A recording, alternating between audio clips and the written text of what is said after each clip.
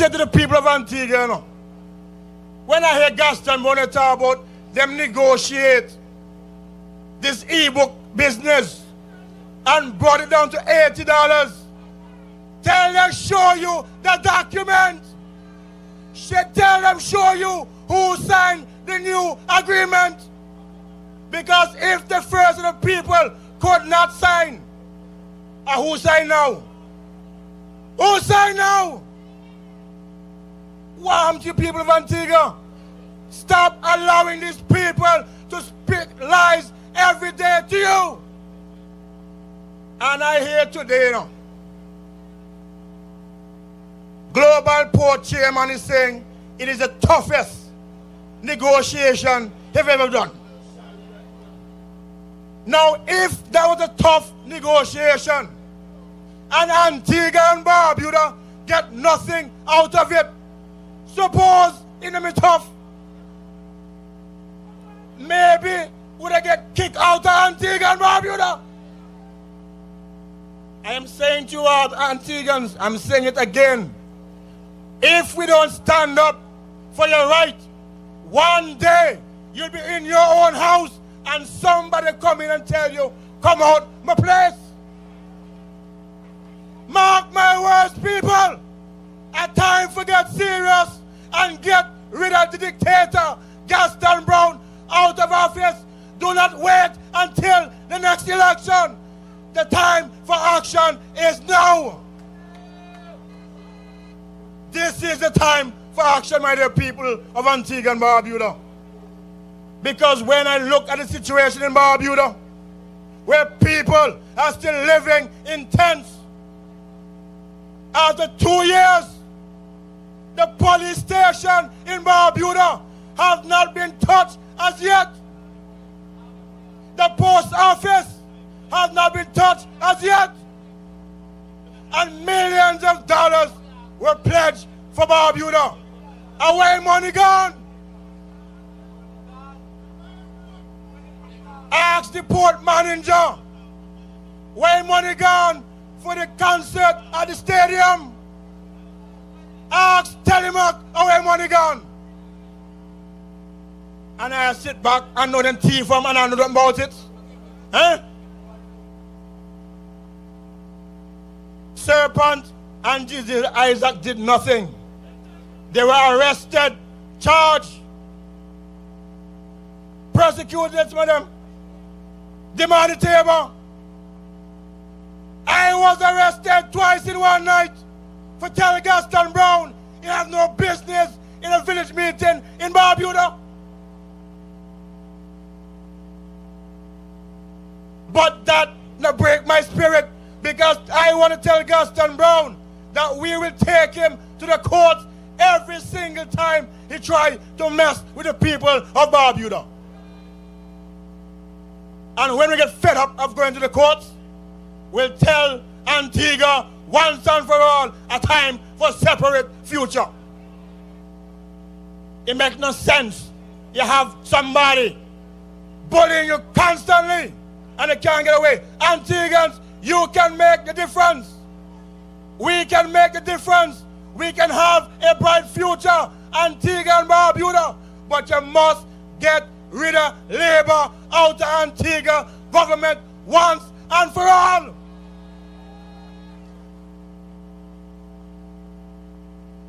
Labour Party have no good for the people of Antigua and Barbuda.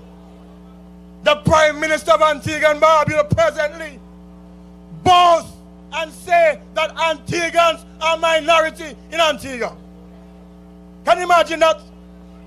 And a man that walk going to Parliament in the full Prime Minister office, he should not be allowed to go in there.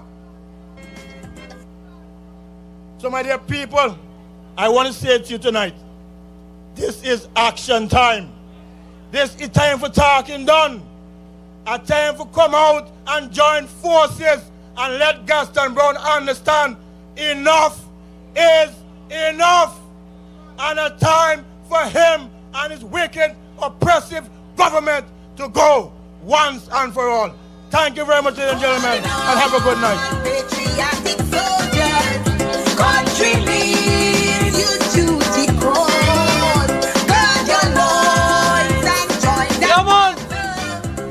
Brother Jones. Yes.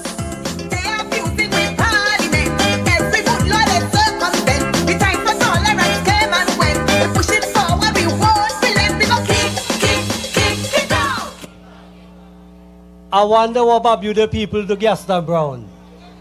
The man hates the people of Barbuda. There can't be any other way to explain what he's doing to Barbuda people. But here we are. Global ports. When Gaston talk about global ports, you know what he says? On the island of Barbuda. What about the island of Barbuda? Well, here's another thing coming. Brothers and sisters, I'm going to bring my next speaker to the podium. Put your hands together and bring Brother Chalky to the podium.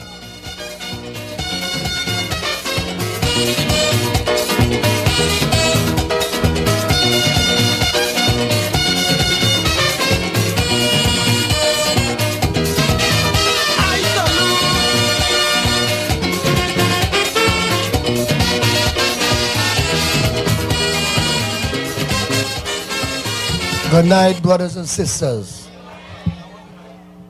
All protocol observed. I am honored to be here with the invitation from the political leader, Honorable Howard Lovell. It is something that I have to do for my nation. I have been in this particular business of taxi for over 35 years. Under all the different leadership of the Honorable V.A. Cornell Bird Sr., Lester Bryan Bird, Sir, Honorable Dr. Baldwin Spencer, and Gaston Brown, Prime Minister.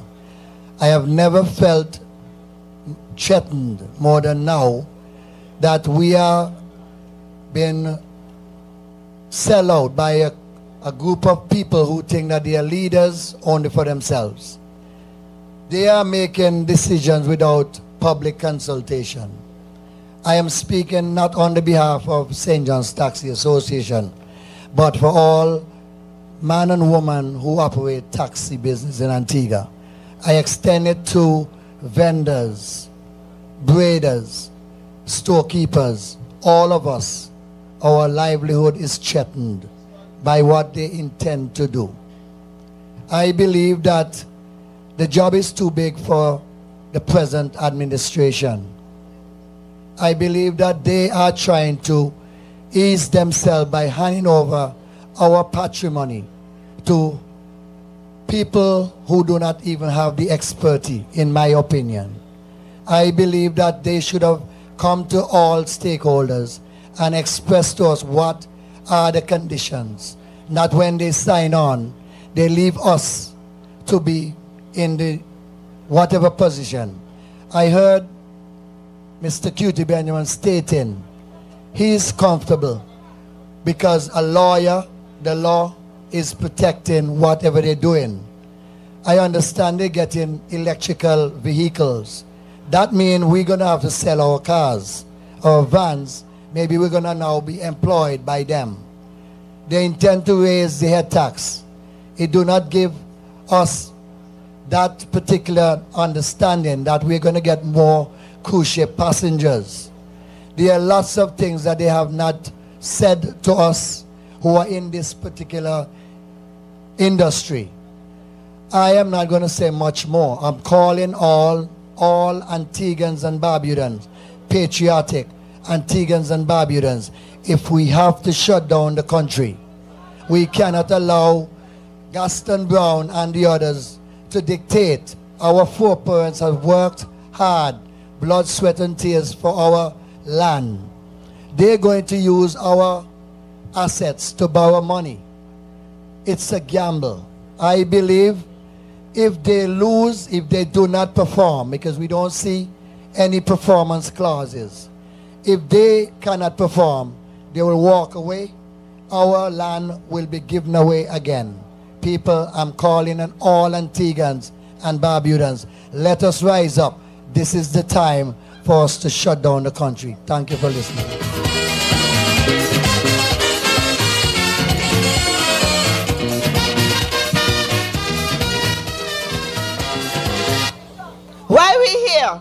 Because we love Antigua, right?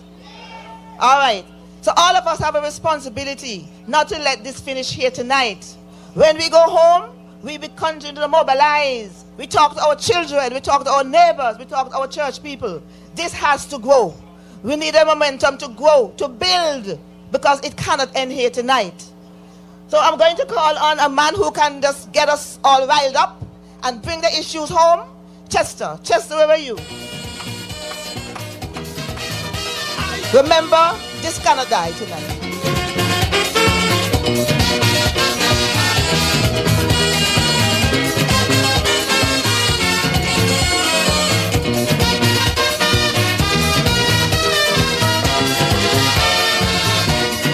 Thank you. Good evening, Antigua, Barbuda.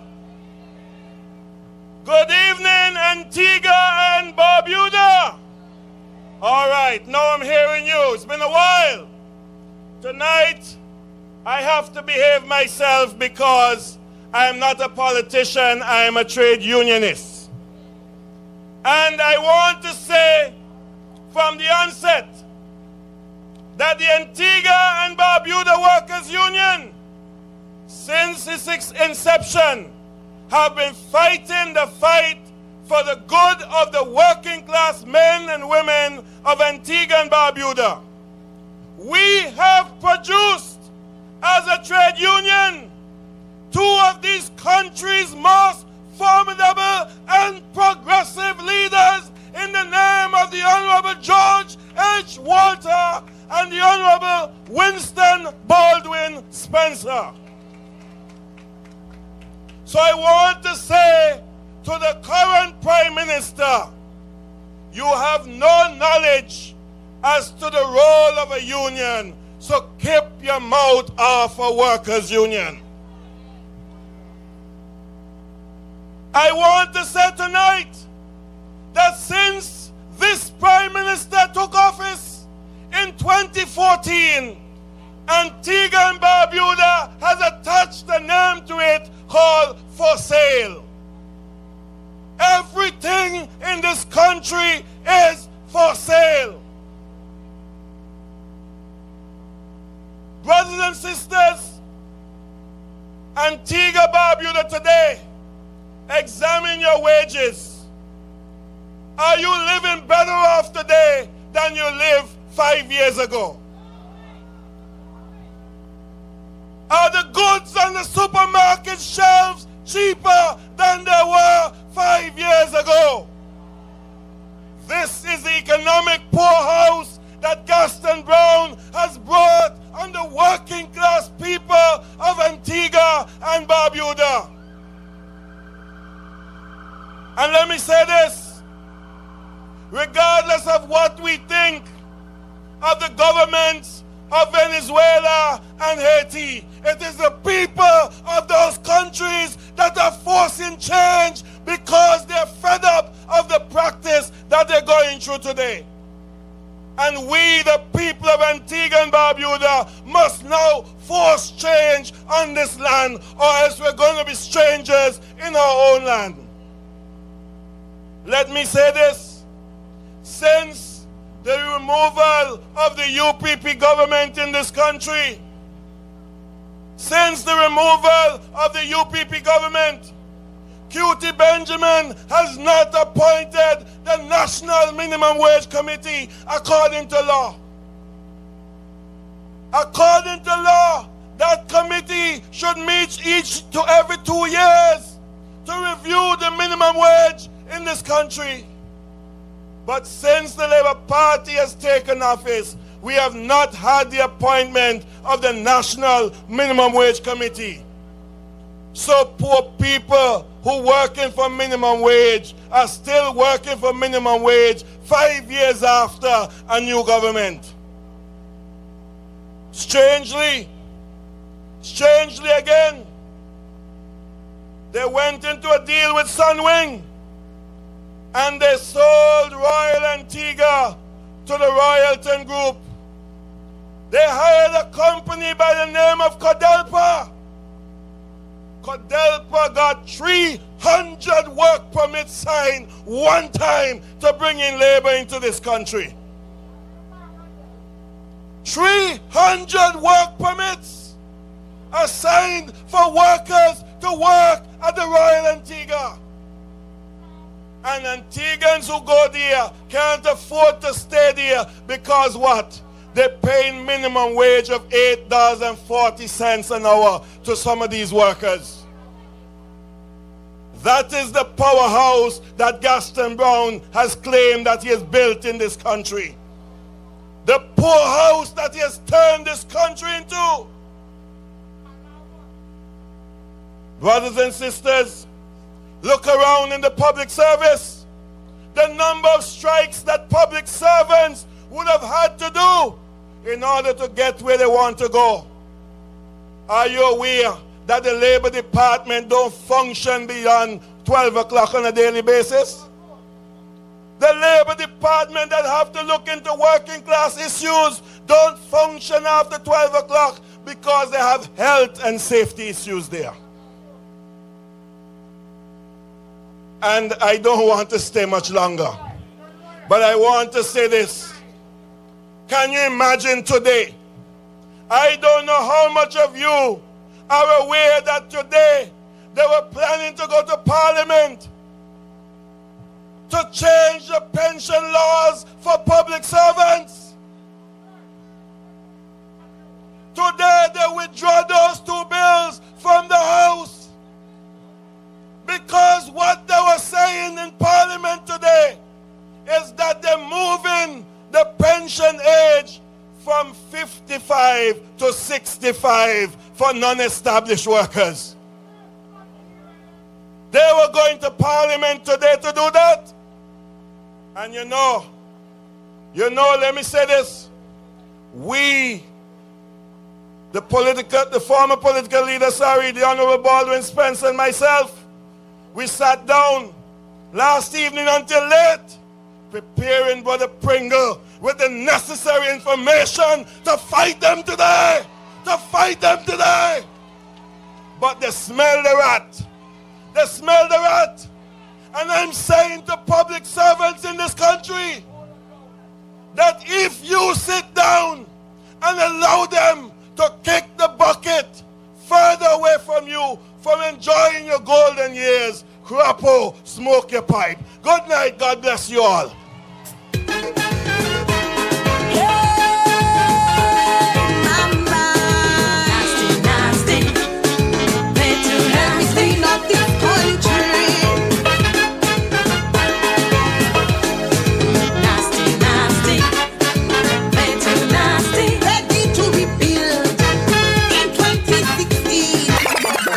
Yes!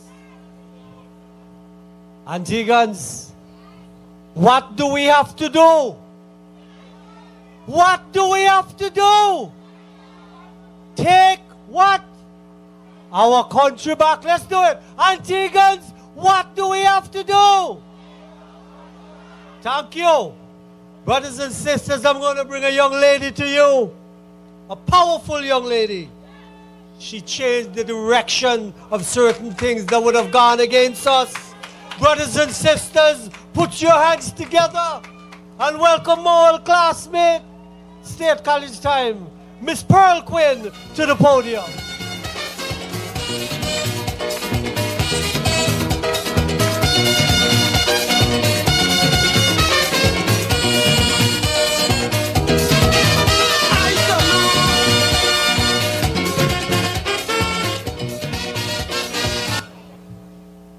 Good night. Good night, faithful nationals, patriots, brothers and sisters, all Antiguans, good night. Oh, how we weep. We weep for our fair land. We weep because our country's name is again in tatters. Because scandal after scandal after scandal, our country is mired in a cesspool of corruption, and oh, how it stinks to high heaven. But we as good citizens, we are saying enough. Enough already. Enough has become too much. We deserve better than this. We are better than this. We demand better than this. And our demand is starting with a demand for a full independent investigation in the e-books cargo. We have all heard the vastly different accounts coming from the Prime Minister, coming from the Minister of Education and the Director of Education about the exorbitant user fees. And they've all characterized it as all the breaches in the process that they have acknowledged. They've characterized them as a blunder, irregularity, just an oversight, and not a corrupt act. They have since said that the user fees have been reduced from 300 or 250 US per user to US 80 per user. What is troubling though is that this whole sordid matter sounds like a blueprint for how the Prime Minister says politicians make their money illegally in the system. Through procurements and contracts, they inflate the contract price so that they get the difference between the real price and the inflated price. 300 US or 250 US to 80 US. You know how much millions that is? Was that intended for somebody's pocket? Was the price really always 80 US? I believe it was. Questions. We have more questions than answers. Did the Prime Minister really believe anybody believe that Papi Show interview he had with the principal of Fortuna Picks? Not even my 13-year-old daughter believed that. This whole scandalous saga sounds very much to me like the Prime Minister's advice to his ministers, that when you're in government, you will meet people with resources and you must use your position and your contacts to creatively enrich yourselves. Only a full independent investigation will tell us if this was not one such creative enrichment scheme. What is equally troubling is that we hear from stakeholders within the education system that the e-books, for the most part, are not being used, as there is minimal to no content on most of them. George, show them the contraption there. This thing here, heavy like lead. Heavy like lead and empty of content. This is outdated. I don't know where they're going with this. And we have paid millions of dollars for this.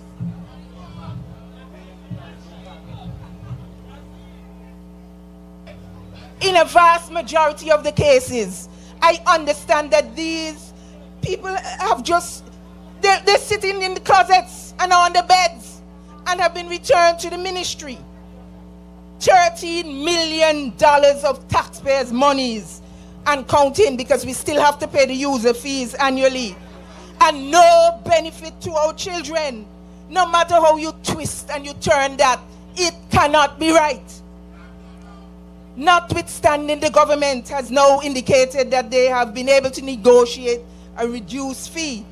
And the minister has accepted responsibility for what he calls a blunder. Only a full independent investigation will give us, the taxpayers, a full understanding of what transpired and will answer many unanswered questions. And it would reveal whether it was really a blunder or a corrupt act by a government official. We don't want to hear the pronouncements of the Prime Minister and the government officials who are already involved in the matter. We hear the Prime Minister saying, there is no corruption. Oh, it's a closed matter. No, no, no, no, no. Not so fast, Mr. Prime Minister. It is not over until we, the people, say it is over. And it will not be over until a full independent investigation is done. If this government is so transparent as the Prime Minister constantly claims, then he should have the investigation. Let the chips fall where they may. let the public see whether it was a blunder or a plunder. Any government that is serious about stamping out corruption, that is serious about transparency and accountability, is not afraid to do investigations. In fact, they welcome them because it demonstrates to the people that they mean what they say when they talk about transparency and accountability, and they're not just using nice sounding buzzwords. We as faithful nationals and patriots cannot accept the Prime Minister's word that there is no corruption, especially since time and time again he has shown that he and the truth are enemies. The fact is, whether it is a blunder or a plunder, either of them is so egregious that we cannot accept it, because what we accept is a reflection of who we are. It's a reflection of our character. If we accept corruption, it means we ourselves are corrupt. If we accept incompetence, it means we are incompetent. If we accept vulgarity and disrespect and abuse, it means we are vulgar and disrespectful and abusive. Faithful nationals, patriots, we are better than this. We are better than this. A group of us wrote to all the NGOs, to include the Chamber of Commerce, the Employers Federation, the Christian Council, the Evangelical Association, the Parent Teachers Association, all the unions, all the political parties, about this e-book matter. And we asked them to support our call for a full investigation by signing a petition. We are still waiting for a call from the majority of them.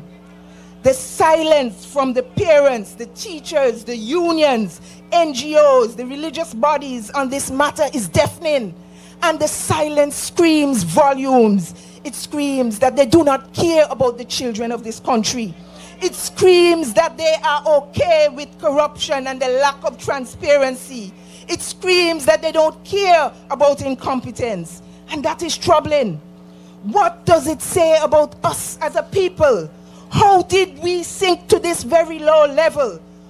We are blatant, brazen, in-your-face corruption, and incompetence is the order of the day. And vulgar, vile, disrespectful, crass, bully behavior from our leaders, our tyrannical leaders, is not fiercely denounced and rejected, but it is accepted and defended, and in some cases applauded. How did we sink to this gutter level? My people, we can do better than this. How did we become satisfied with the appallingly poor level of governance in this country? What example are we setting for our children? Where is our integrity? Where is our pride? How did we become such shameless cowards? Such sycophantic beggars, begging the people who are supposed to be our servants? Is it that we are compromised by a ham, a turkey, a duty-free, a job, a few dollars, a promotion, a contract? Your integrity, your dignity, my people, should never have a price. It should be priceless. Oh, how we weep for the souls of the people of this nation who will not stand up and speak out against this. Never was there a more apt quote than the one that says, corruption thrives when good people say nothing. Stand up, my people, stand up. We demand better than this. We are better than this. And we are demanding a full independent investigation into the e-books saga, because it's not over until the people say it's over. We the people have the power. People power. Let's use it, my good people. Good night, my people. God bless you all.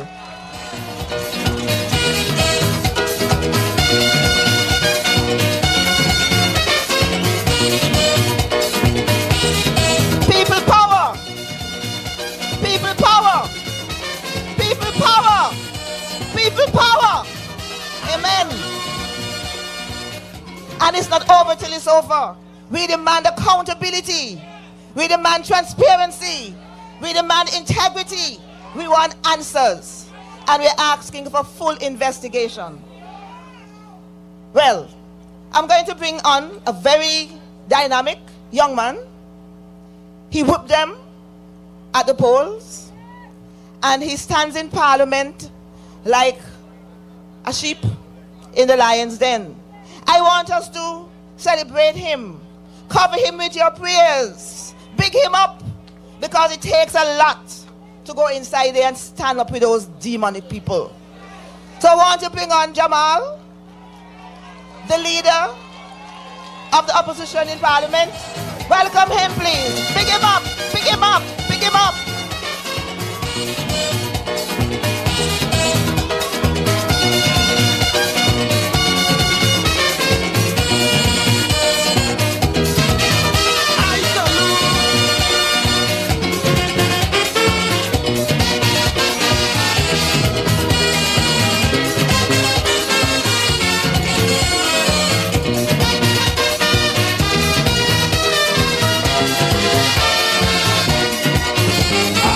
Hundreds of years of slavery and colonialistic domination.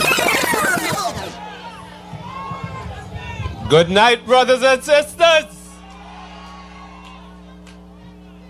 Good night to my fellow Antiguans and Barbudans. Good night to the movement. Good night to true labor. Good night to all patriotic citizens of Antigua and Barbuda. I could say that I'm pleased to be here with you tonight, but that is really not necessary, because where else could I be? Brothers and sisters, I have a duty, not because I'm the leader of the opposition, not because I'm single Pringle, but because what's happening now disturbs me. Because the future under the Antigua and Barbuda Labour Party frightens me. Especially because I'm a young man. I consider myself to be the representative of the young people of this country, and particularly the youths of All Saints East and St. Luke constituency. And when I see what's going on, the unemployment, the hopelessness, the absence of a meaningful future, I have to stand up and demand more from the Antigua Barbuda Labour Party. As all of you know, I am a man that is always on the hustle. I love to work. I love to make my own way, brothers and sisters. I don't love the feeling of handouts. Because when I have something to say to you, you're not going to tell me you gave me something yesterday, so I shouldn't say nothing today.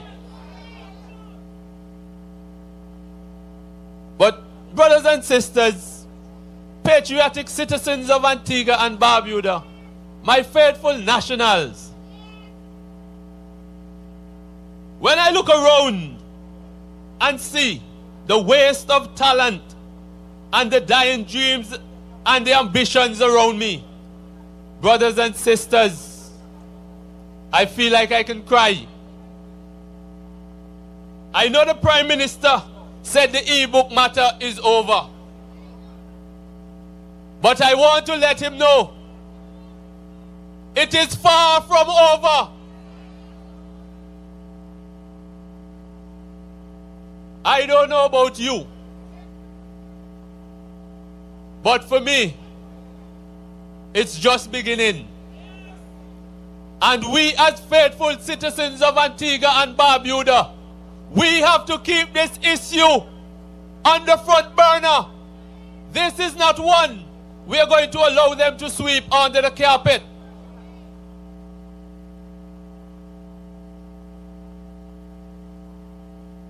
I know it could make a difference.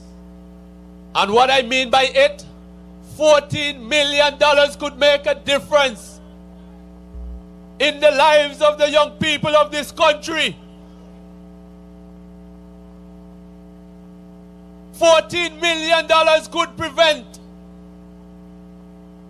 the young men out there that's sitting on the corners to do something positive with their lives. But guess what? There's nothing for them to do. If they had used that $14 million and invested in something meaningful, like educating our young people, teaching them a trade that they can go out and look and make their own bread, we would have been in a much better position than having some e-books. Well, some empty books.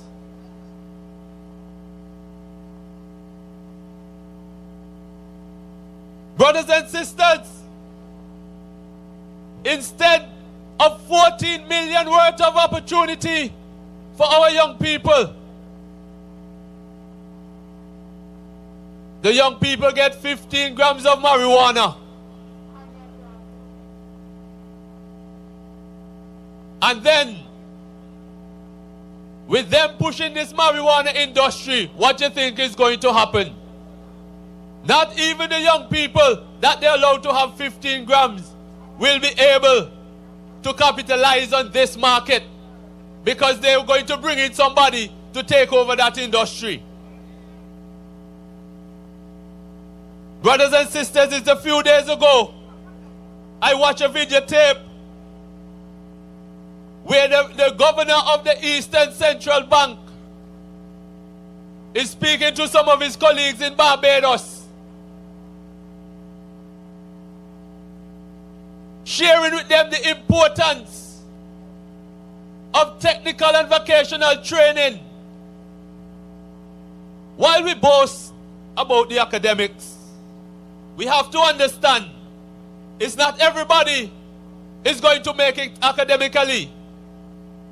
But I can assure you, once placed with the proper training, once equipped with the proper training or a trade or skills, you, as the young people of Antigua and Barbuda, will be in a much better position, and a position that you can dictate how much you make on a weekly basis.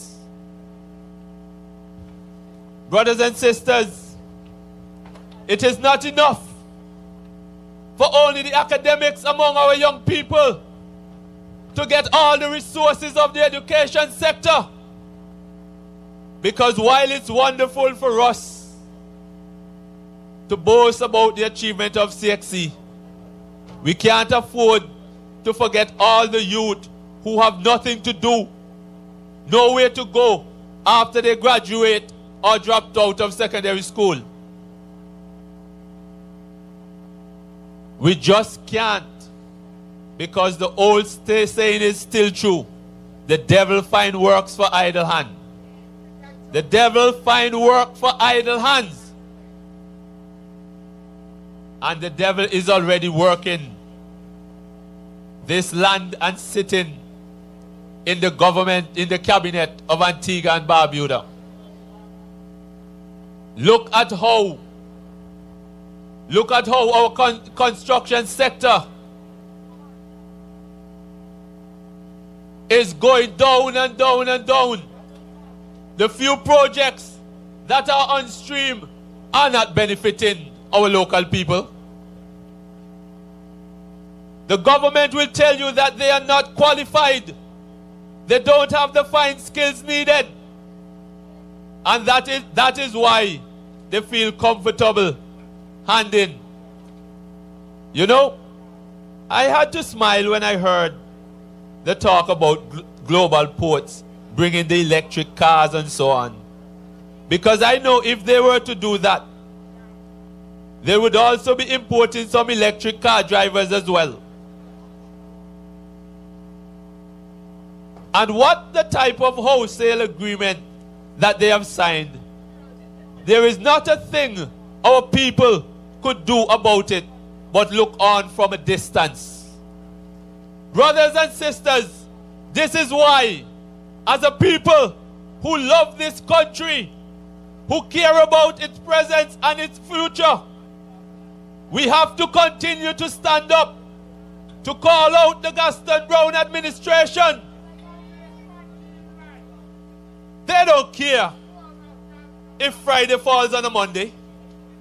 They have made sure in 5 short years that their children and grandchildren are in the position to decide whether whether your children and grandchildren will be able to make a living in this place. They continue to set up themselves with investors' money and land grabs and tax-free giveaways while you hope and pray that you get paid this month end. You hope and pray that Social Security for February will not be paid in March. You hope and pray that Global Ports will allow you to continue driving your taxi. And you hope and pray that the e-books will be working for real this coming September. We continue every week, every month, to wake up and find that this is gone, that is gone. What was ours is ours no more. Just now, Barbudans don't even have a nationality. What next, brothers and sisters? What else are we going to lose? Only to find them in the Labour Party cronies' pockets. Brothers and sisters, we cannot continue like this. We have to do better. You have to want better. We have to demand better than we are getting, brothers and sisters. I am counting on you. Don't just look to me and ask where is the leader of the opposition. If you are opposed to what is going on, then you have a job to do too. We have to be faithful nationals. We claim we are. We have to walk and talk and stand up and be counted.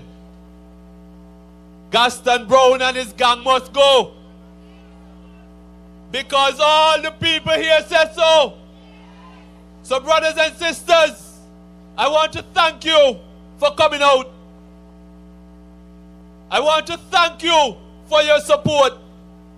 When I'm in Parliament, when I look around and I see no one else but my colleague, Brother Walker. But when I think of all the people out there supporting me, it gives me the strength for me to fight. And I will fight for you, the people of Antigua and Barbuda. Thank you.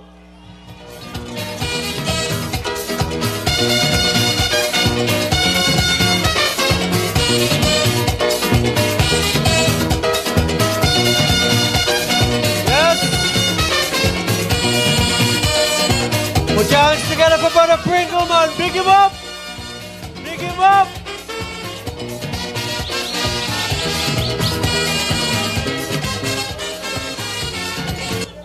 Yes, brothers and sisters, I just want to remind you of some of the plights of the people of Barbuda today.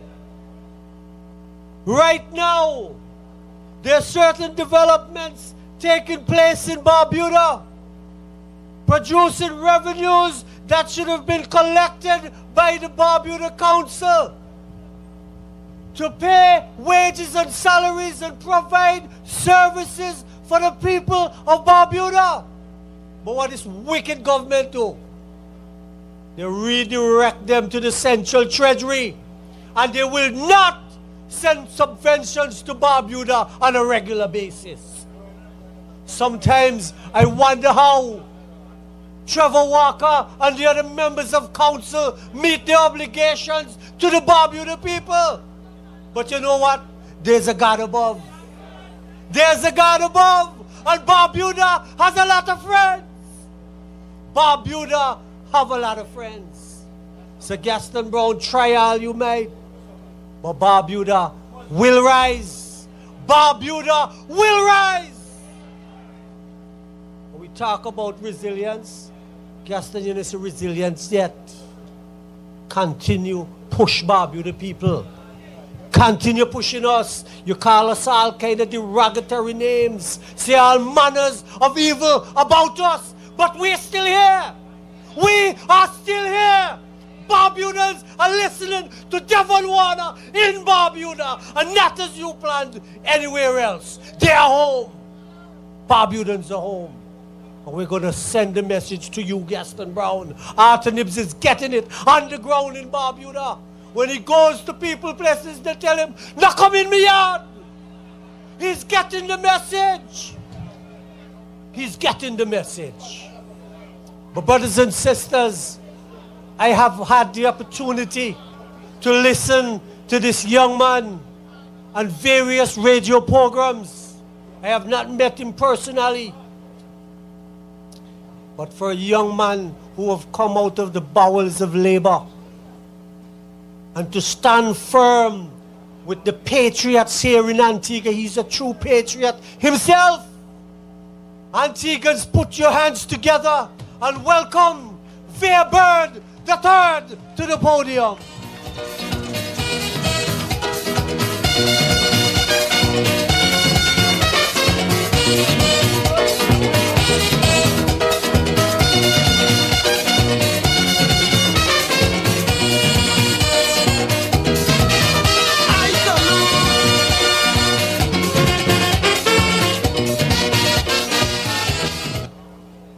Good night to all the faithful nationals.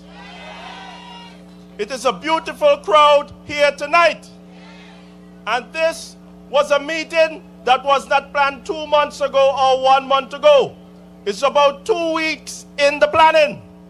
And you came out faithfully to support a cause for Antigua and Barbuda. Antigua and Barbuda. God bless Antigua and Barbuda. I am telling you something that just dawned on me when I came up here, because I'm going to deal with the Deluxe purchase. That's what I'm supposed to be talking about.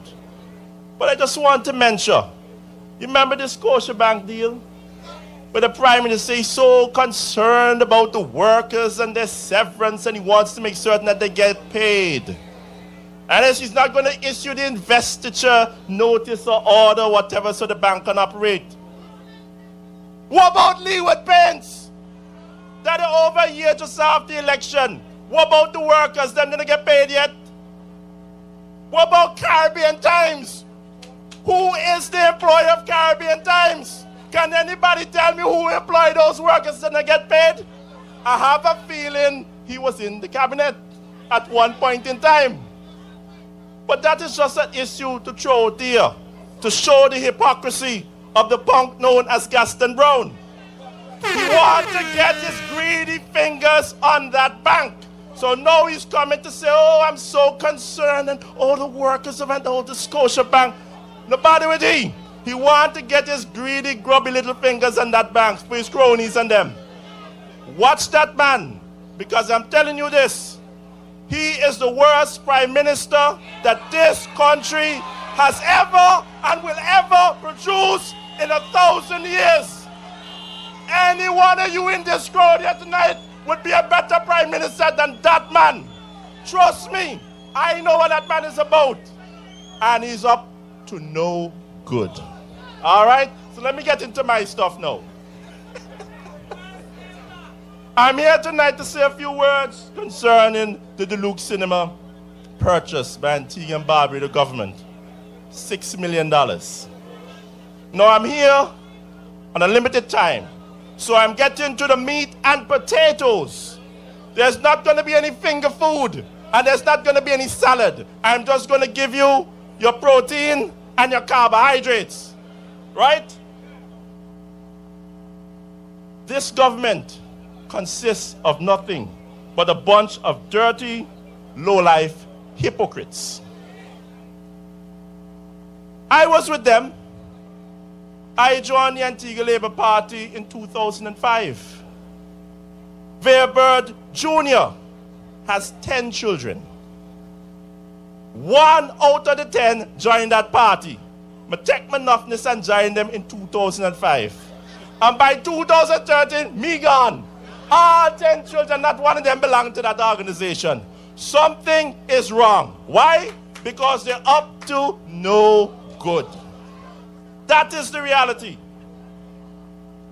Now, when you consider they're selling or they're going to purchase the Deluxe Cinema, a place that I used to go, most of you used to go, I go watch a Kung Fu movie and so, on Saturday matinee. I have affinity for Deluxe Cinema. But when you consider, when I was with those guys, and they used to jam the former administration all the time on the Benco building purchase, on the Food City purchase, and they talked about cronyism and corruption and using the public purse to be spent on friends. If it was wrong then, oh, it's right now? I saw the sun go. It can't be right. It can't be right. Because if you are at the Deluxe Cinema and you walk east, half a mile up the road just over there by that High Court, in the halls of justice between the judge's chamber and the courtroom, and if it starts to rain, you will see buckets in the hall of justice because the roof leak. And the lawyers have to be careful, and the judge have to be careful, and the staff have to be careful that they don't fall on an inch themselves. If you are at the Deluxe Cinema and you walk 30 yards down the road in a westerly direction, you bump into the magistrate's court. And on a rainy day, if you're on High Street and you just stick your head through the door and you look right up to the steps, there is water coming down from the roof. From the first floor all the way down to the ground floor. The staff have some cardboard that they try to sop up the water with.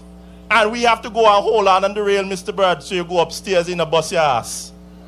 But they're selling or purchasing the Deluxe Cinema for $6 million. $6 million. They're talking about preserving or creating a place that the arts and culture of Antigua and Barbuda can flourish. The only thing that will flourish from that purchase is the culture of cronyism in the Antigua Labour Party. And we need to put an end to that. Let me tell you how bad it was.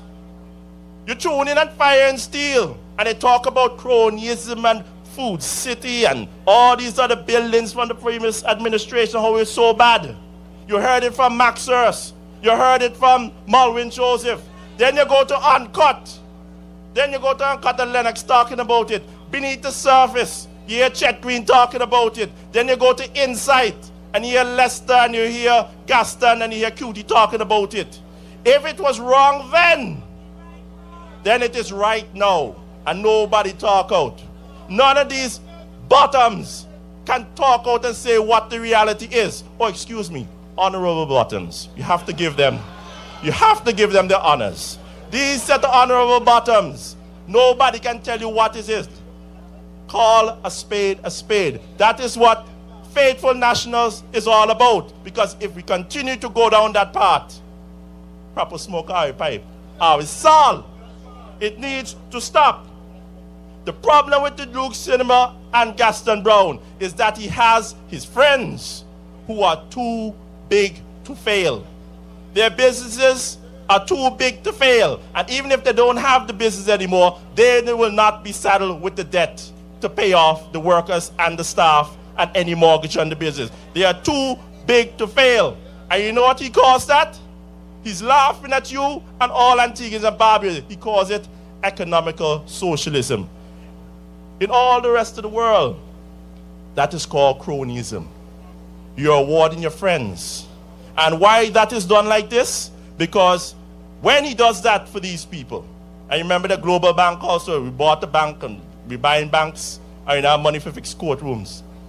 All of that is not about them being loyal to Antigua and Barbuda. When you're a crony, you're not loyal to your country. You're not even loyal to your party. You're loyal to Gaston Brown. That is the reality. That is what we are facing as Antiguans and Barbudans and those who love this country. And that is what we must put an end to. Because the future does not look very bright for us at this point in time. We have got to stand up and make a difference. Because if this continues, they plan to be in there for another generation, you know. It's generational. They're thinking of running this country into the ground, you know. If we don't do something now, then what are your children and grandchildren going to say? What are they going to say? What did we do? We allowed it to happen? He can have all the money. He can have all the influence. He can be the world boss as he so claims he could be. But the faithful nationals are your match. You are his match. You are the people of this country. And you are the electors. You are the employer. And you will deal with him when the time is come. If in 1971 Papa Bird can lose the election, who the hell is the world boss known as Gaston Brown? Who the hell is that? If Papa Bird can last, or we? I'd like to say another few words in regards to who will take out Gaston Brown. You see what we have?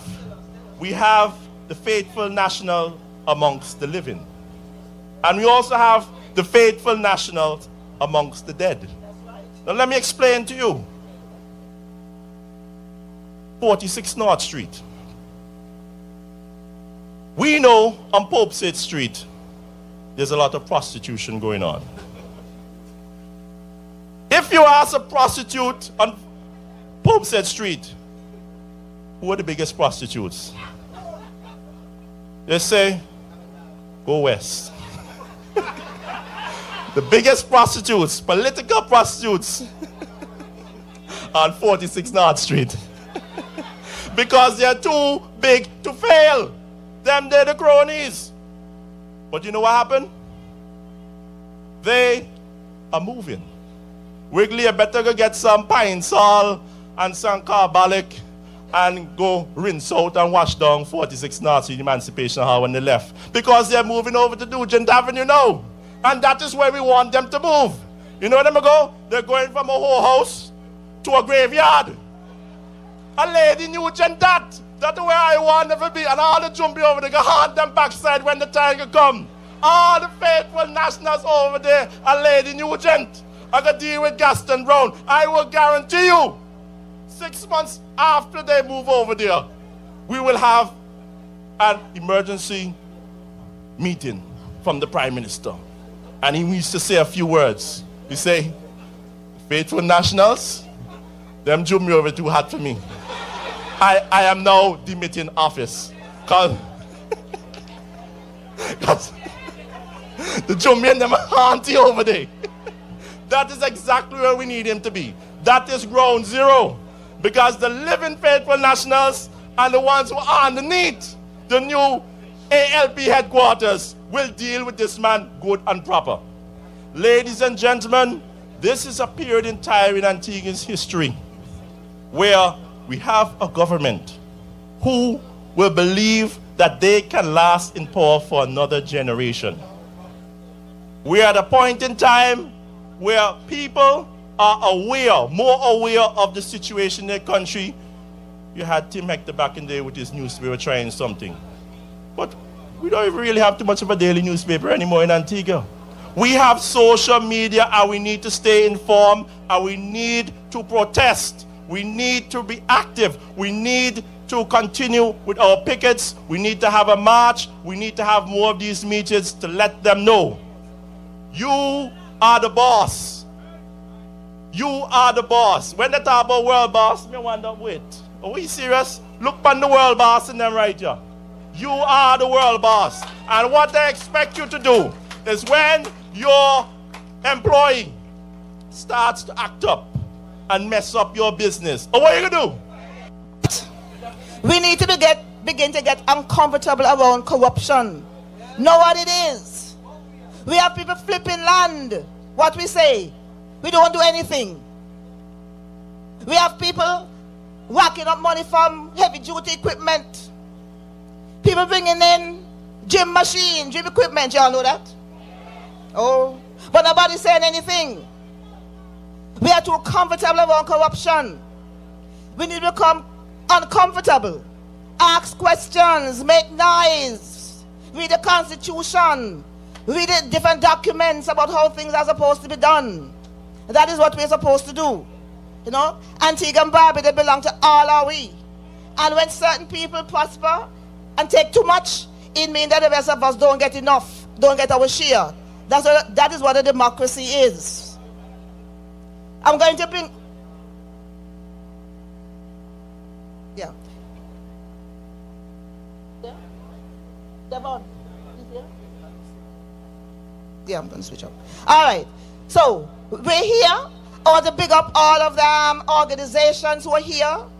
The movement. Let me see the movement here. Big up to the movement. Chalky, where are you? Big up your people, them too. The UPP. True Labour. And all are we, faithful nationals.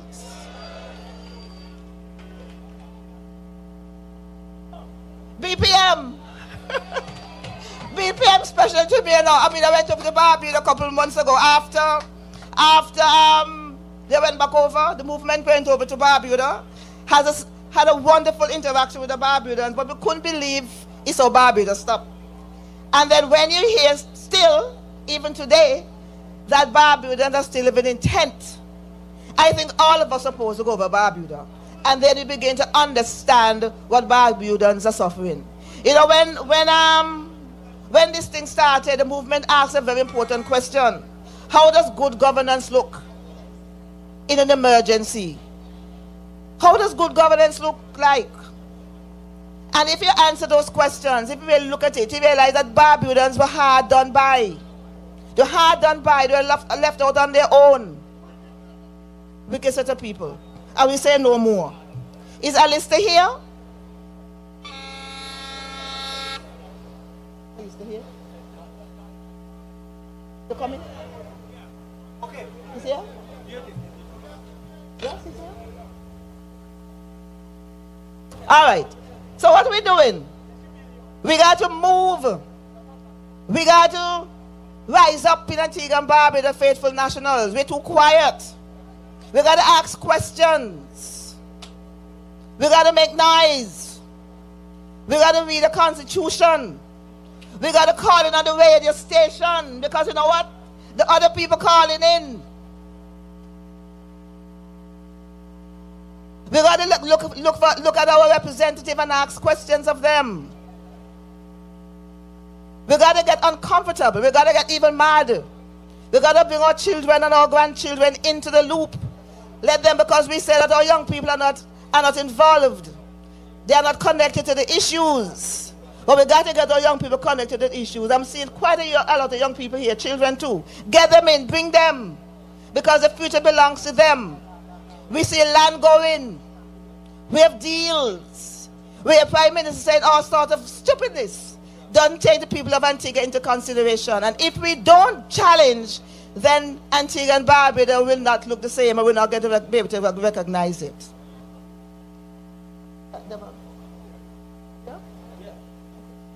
Now I have another gentleman to bring on to the podium. A very dynamic gentleman. Very well spoken, very passionate. He's a historian, he's a writer, he's a mass builder. And I'm going to bring him on now to share with us his perspective on a lot of things happening in Antigua and Barbuda. Give it up to Alistair Thomas.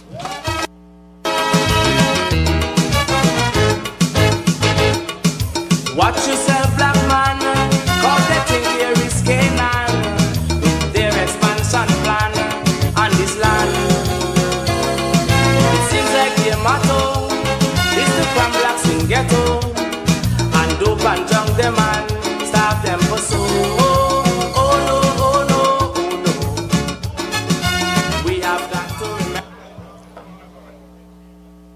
Good evening.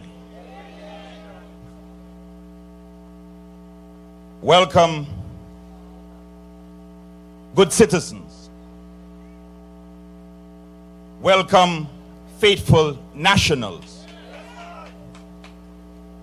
Welcome, citizens. Welcome, all the ancestral children.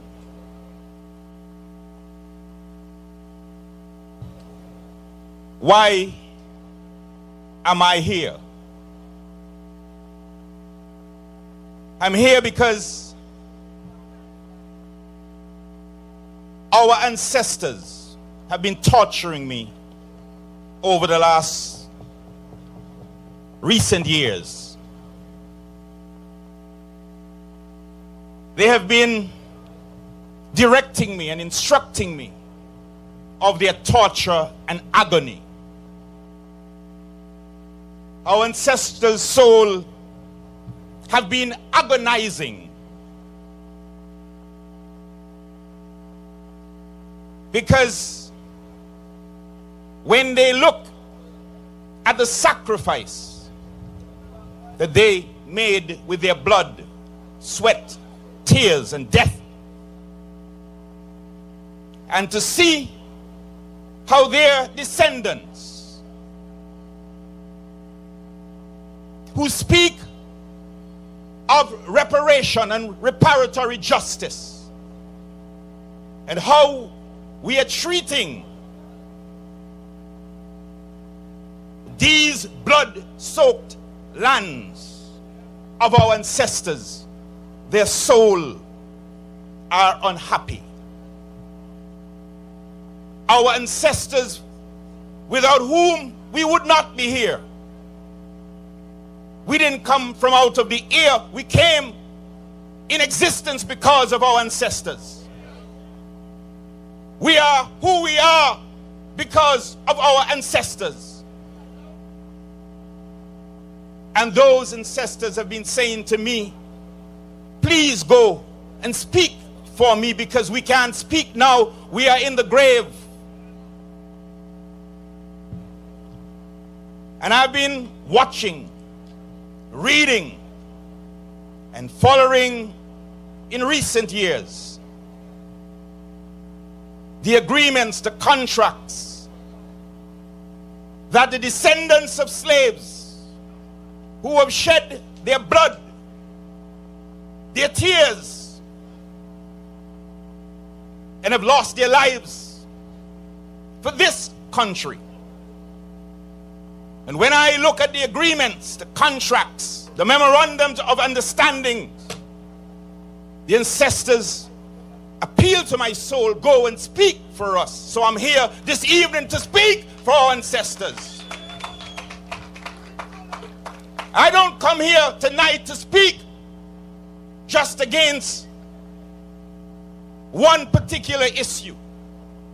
I came tonight because our ancestors are haunted by the reality that they are being betrayed and deceived by their descendants. And I want to send a notice to my brothers. I am not here to speak for UPP supporters. I am not here to speak for the New Labour Party or the movement. I am proudly here to speak for our ancestors' spirits and soul, because we are betraying their spirits and soul. How could we acknowledge that our ancestors have given their blood, sweat, and tears for these lands, and yet, after 37 years of independence, our brothers and sisters being able to get good quality education? And when I read the contents of these agreements, it makes my soul hurt. How could black leaders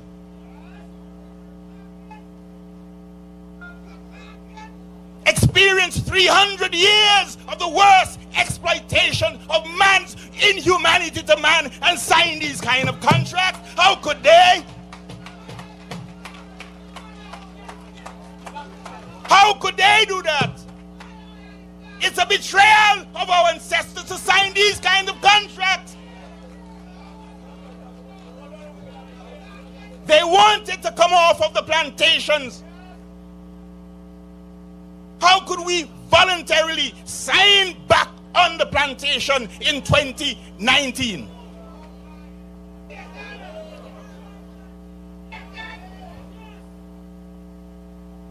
But let me just say something quickly, because Brother Lovell,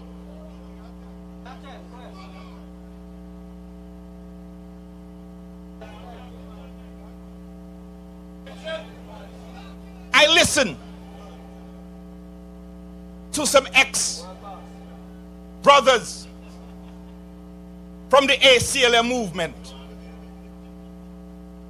And these brothers had made tremendous contribution in raising the consciousness and fighting the struggle for justice and right.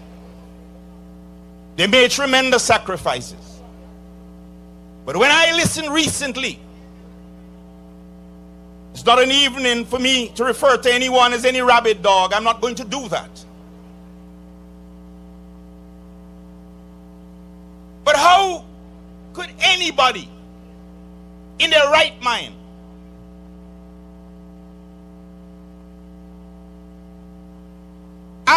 demanding reparation from the British, justifiably so,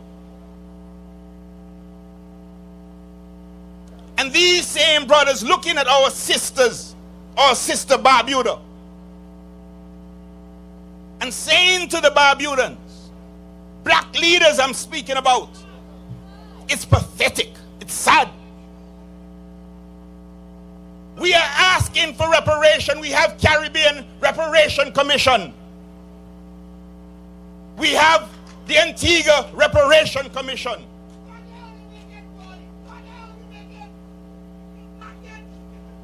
And you, these brothers, my brothers they are, and I love them. I come to speak unity, not hatred. But I have to speak the truth. How could these brothers, ACLM brothers and brothers who are part of reparation, sit quietly and hear anybody suggesting that Barbuda don't belong to Barbudans, that some parliament has the right?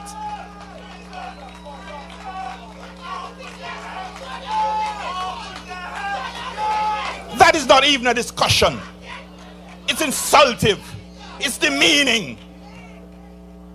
For political expediency,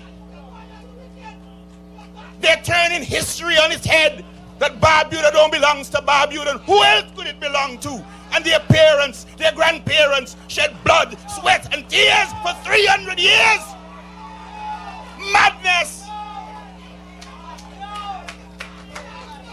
How could black men and women be so presumptuous and hateful of themselves?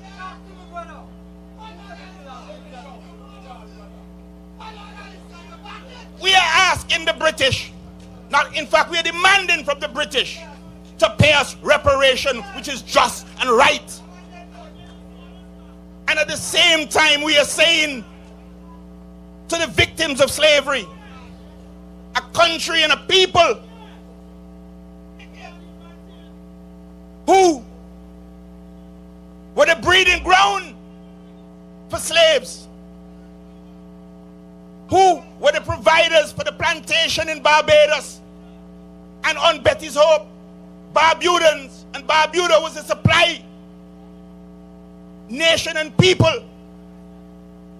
When the proclamation for abolition was presented to the British Parliament in 1833, it did not include Barbuda.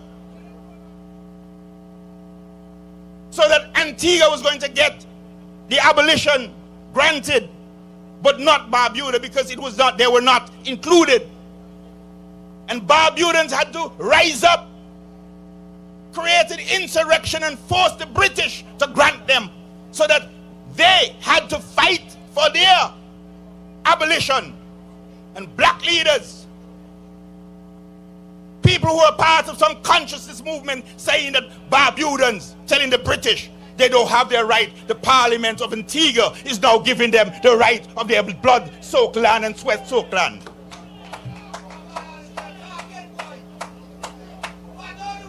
How could they, for political expediency, have that debate? How could a parliament take away the right from the Barbudans for 300 years? They've given blood, sweat, and tears for that land. That's their right.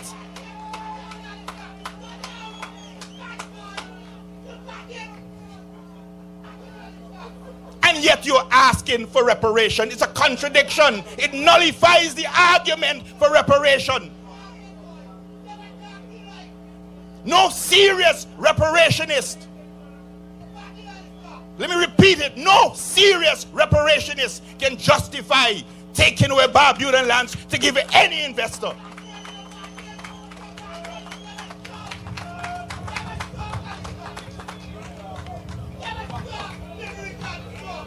I am appealing to our Prime Minister. He did it already, and I think he can do it again.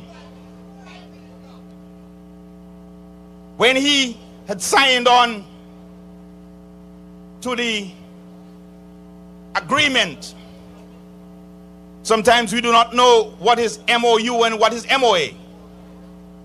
But when it was disclosed and exposed on Serpent's program that our Prime Minister had signed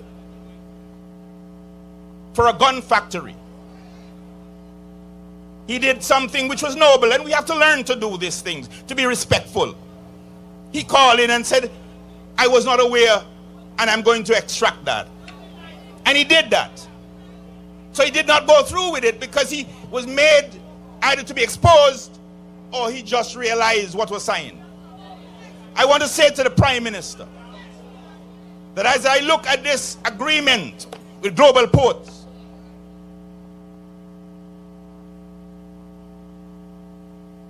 I am not convinced, because I've been researching and speaking and lecturing on mind control, how the technology has been perfected that they can use cell phones to induce diseases and do all kinds of things, cause violent reaction and all kinds of things. But I'm of the view that when I look at the contents of these descendants of slaves signing their people back into slavery for 99 years and 100 years and 33 years, I am convinced that they cannot be in their normal mind.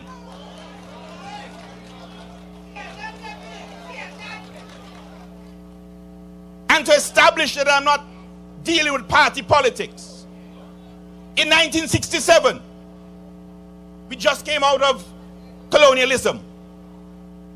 We didn't have any credit rating on the international scene. And the father of the nation, V.C. Byrd, and the Antigua Labour Party saw a need to establish a deepwater harbor. We didn't have bright men, Seventh Standard, Sir Lionel Hurst, Denfield Hurst. And they went and got a loan and built the deepwater harbor. And in that agreement, not for a day, anybody else owned or managed that port but Antiguans and Barbudans. 1967, they went and they built the airport. We refurbish it, retrofit it, and now a new brand airport.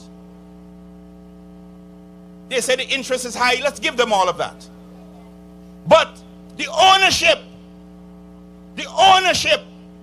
remains in the hands of the people of Antigua and Barbuda. How come we have brighter men? They declare. But V.C. Byrd could just come out of colonialism, not having any international credit ratings, could get a loan, but establish an agreement in which the ownership and management remain in the hands of the citizens of Antigua and Barbuda. And in 2019, we can't do that.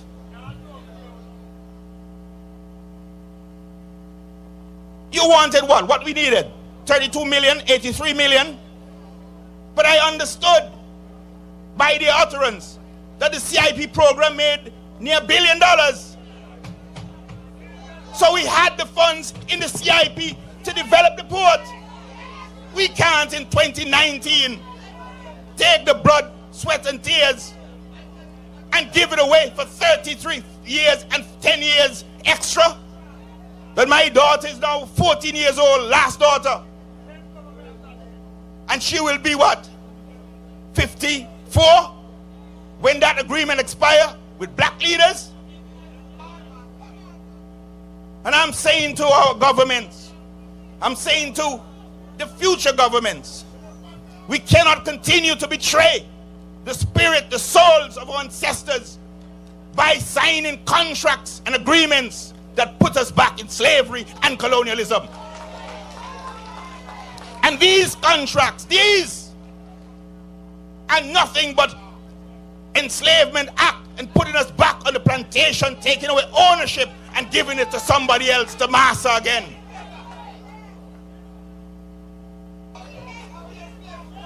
I am appealing to the Prime Minister. I'm appealing to the government. Do not give away one of our most important assets. Revisit the agreement you said they had signed on to the e-books, which is embarrassing, which the PTA, the National PTA, called for an independent inquiry to vindicate all those who say they are innocent. But you said that despite monies were being paid and the agreement signed, that you get them or call them and tell them they have to change the user fee.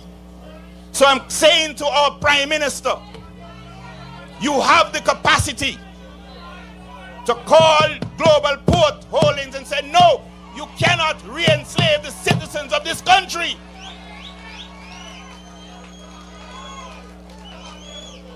We can raise the funds otherwise. I have no doubt about that.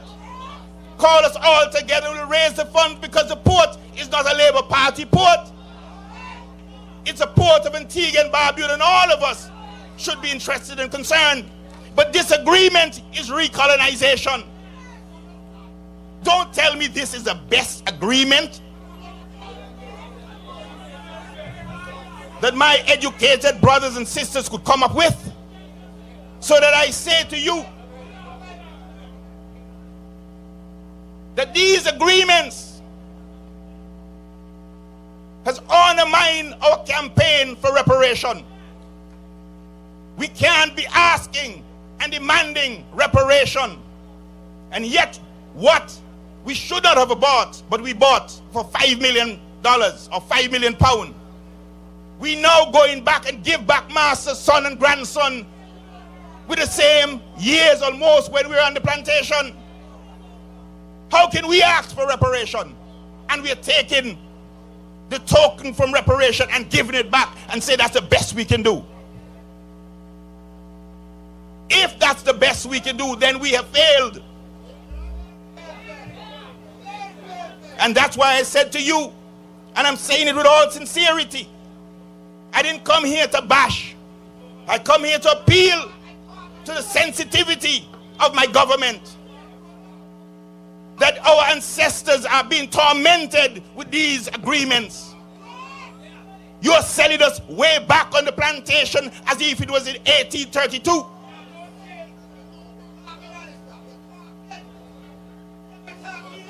When I took some time and read through this agreement, I began to get headache. And I'm not being facetious or being funny. I cannot, when I see these agreements that these black leaders are signing in Guyana and Africa, something's wrong. Why are they hurrying their population back in slavery under the guise of development? This can't be the best that we can do. So that I'm calling on the nation. I'm calling on labor rights. I'm calling on church leaders and business leaders. Let's retain our sovereignty and our patrimony. Let's not ensure our enslavement, and more so our children. We owe it to them to give them the possibilities, the opportunities that they can ensure that they exploit their potentials and skills. Because if we tie them up in these kind of years with these enslavement agreements, our children and grandchildren that we send to school and universities will not have a chance to be creative entrepreneurs. And I want to touch a quick thing. Lovely, you ready? I want to say this to the taxi men.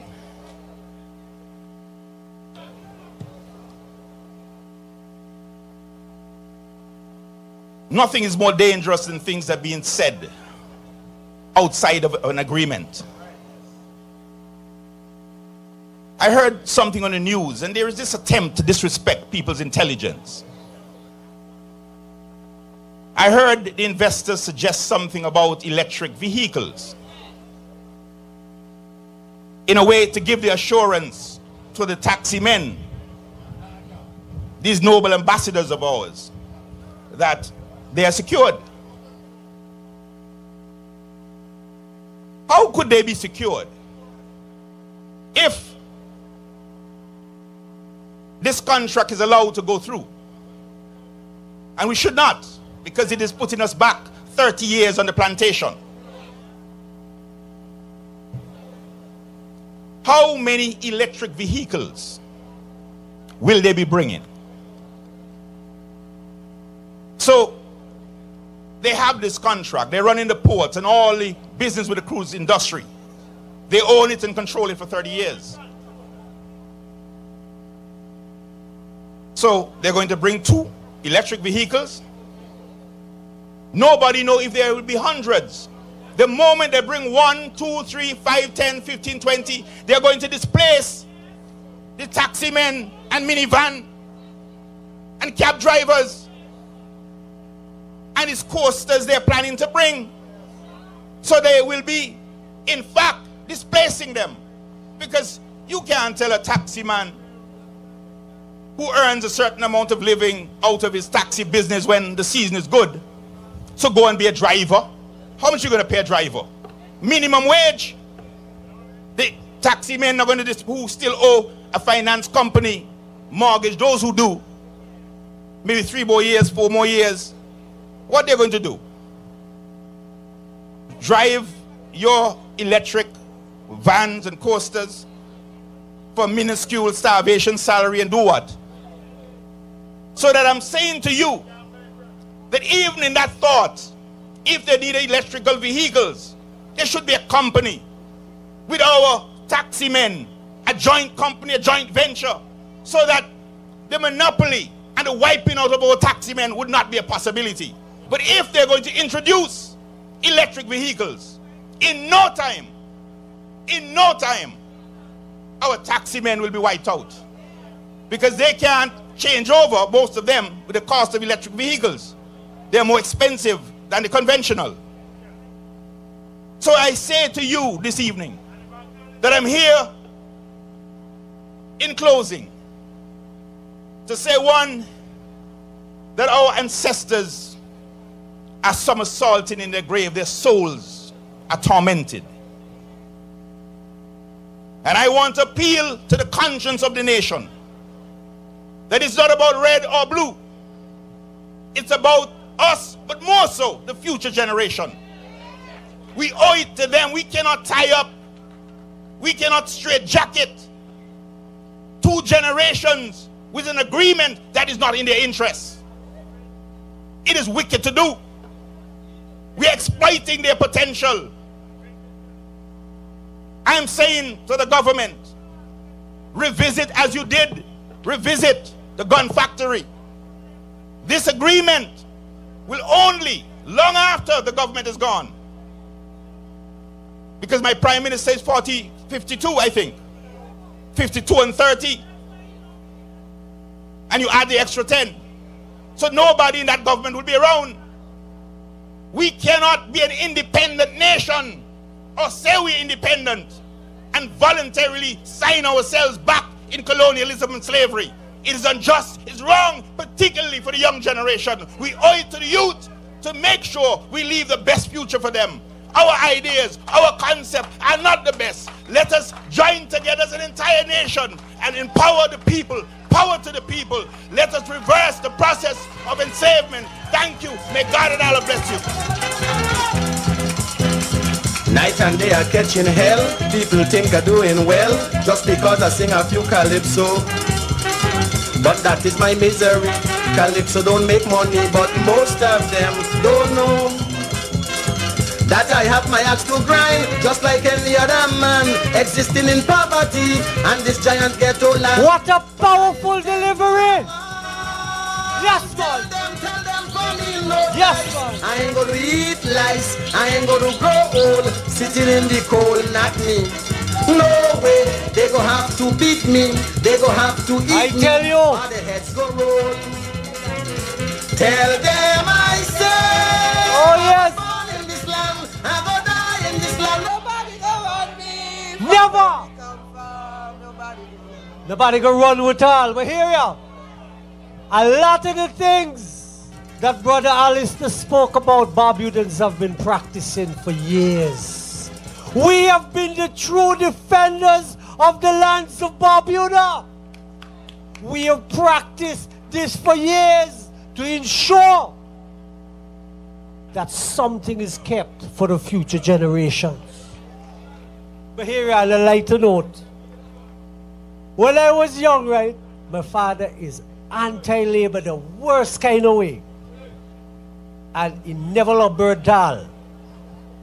But I just adopted a cousin, Weber the Third. I just adopted him. My father made me chopsing right now, but daddy was sorry. I like that young man. Yes, man. I tell you. Yes. And by the way, I'm a cousin. Anyway, brothers and sisters, clear and come. We have a job to do. To get it clear. Welcome to... Night and day are catching hell. People think are doing well just because I sing a few calypso. Welcome to the podium. This is my misery. our level. Yes, man.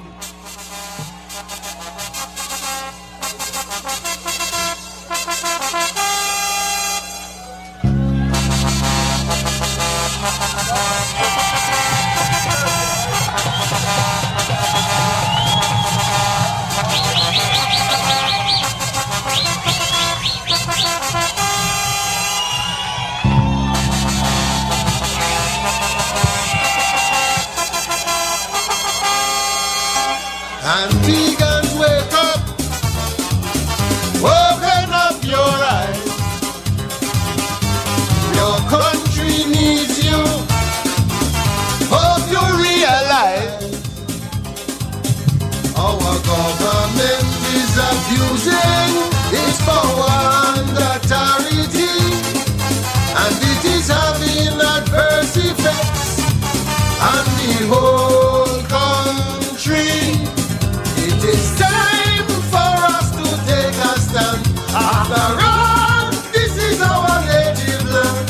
That is why I came back to sing, to expose the wicked things they're perpetrating. It is only time for the self-destruct. Greed and power is AT&T. The purpose in government was for the bucks. They don't really care about this country. All the scheming, conniving plans have caught up with them. They are facing insurmountable problems, and just as sure as the sun will rise.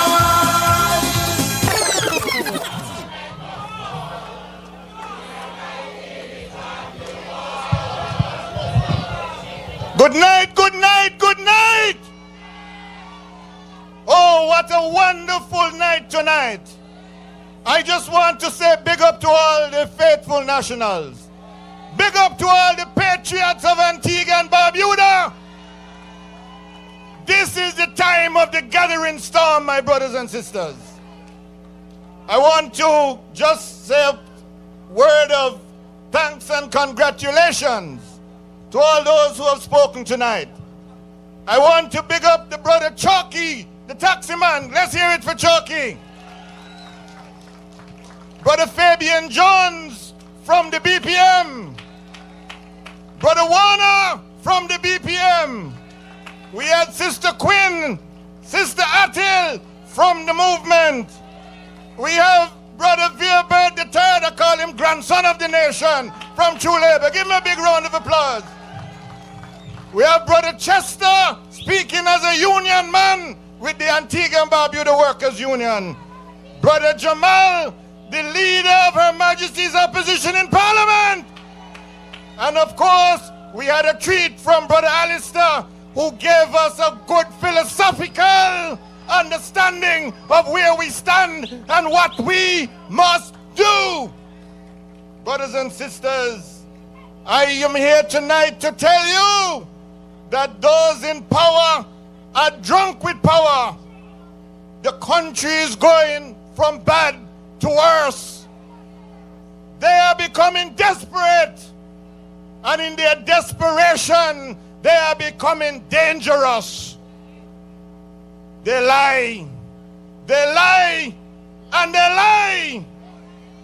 But tonight I want to tell you that the power in people is more than the people in power. And that's what we are here tonight, to build the power in the people. When you look over the past 4 years, my brothers and sisters, it is painful. You have a prime minister who came and told us that he had an investor to put in $2 billion. And up to now, they can hardly put in $200. And they are gone with the whole of Guana Island, all the surrounding lands. They even passed an act to protect these people, the Special Economic Zone Act. It is criminal what they have done to the people and to the nation. They came and they told you 500 homes in 500 days. And they put together the National Housing and Urban Development Company. That company was registered in 2014. We have CHAPA, Central Housing and Planning Authority. There was no need for any national housing company. That company, according to what we have heard, has spent over $300 million. And if you go to the registry of companies, no accounts have been filed. And you go to Parliament, nothing has been laid on the table of Parliament so we can see how the people's money has been spent. From 2014 until now, they have not accounted for $1 single. And this company, who run the company? You have the man, Austin Smith. He has been the bag carrier for Gaston Brown for the last 20 years. He knows all the secrets. He knows where all the bodies are buried. Then he have the fooly uncle that walk up and down the place with his head down in his chest. He's another one on the board. And then they have a few others, sidekick, crony, friend and company, spending off the people money and not accounting for $1 single. Is that right? Can that be right? Then you hear now, they come with e-books. We're going to take the country and the students into the 21st century. Well, nothing is wrong with that. The only thing that is wrong with that is that in other countries, when you decide you want to develop a program for your young people and your education, you design what it is you want, and then you put out a request and you say to people, we would like you to bid on this. and you get 3 or 4 different people come and tell you what they can do, and then you choose the best one and you make sure it can work.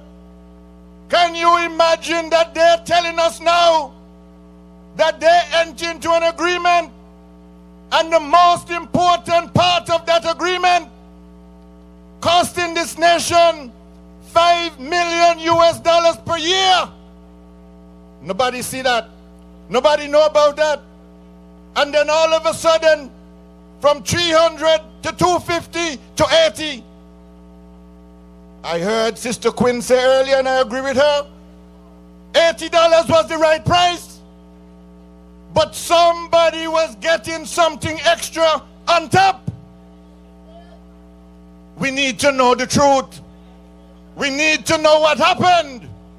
We need to know why they said 250 and now they can say 80. You can imagine you have a car, you tell somebody, I sell you the car for 250, or a house for $250,000 for the house, and you can drop your price to $80,000 for the house. Something had to be wrong. Something has to be wrong. And we are demanding a full inquiry into that e-book scandal. Do we want an inquiry? Do we want an inquiry? My brothers and sisters, this is a time for us to be firm, to stand up and to demand an inquiry. Oh, and the latest one now. We hear about global ports. And I'm telling you, I've had a chance to really look at this. And I'm saying, this man come from where he come from. And he's saying that Fernandez are the best negotiator. Fernandez is a tough negotiator. Nobody can negotiate better than Fernandez. And Fernandez couldn't even negotiate Deluxe. Fernandez bankrupt Deluxe. And now he won't bankrupt Antigua. Imagine he telling Antigua people that Fernandez is a great negotiator. And everybody looking at Deluxe, that they have to now find $6 million. And that does not include interest. And that does not include severance payment for the workers. And they're going to take our hard-earned taxpayer dollars to bail out a crony, a friend, a fellow cabinet minister. Is that right? Is that right? We have to do something about it. Imagine this agreement with Global Ports. The first point I want to make, the agreement is not with the parent company. The agreement is with a local company, GPH Antigua Limited. That company owns nothing. They don't have no asset. They have nothing. They can pull up tomorrow, gone about their business. They own nothing. The only thing that they intend to put on their balance sheet, as far as assets are concerned, will be the lands of Antigua and Barbuda. That will be the only thing they will have. They're not bringing any money here. They're going to borrow money. And they're going to have the lenders sign a document. Because if you look at section 27 of this agreement, there's what is known as lenders step-in rights. And that means that if they default on their loan, the people who lend them the money can come right here in Antigua and take over the port. It's right here in the agreement. The lenders can come in and take over the port if they default. And you know, you ask yourself, who really did the due diligence on this company? Max Fernandez, no? Oh, Lord. More Deluxe again.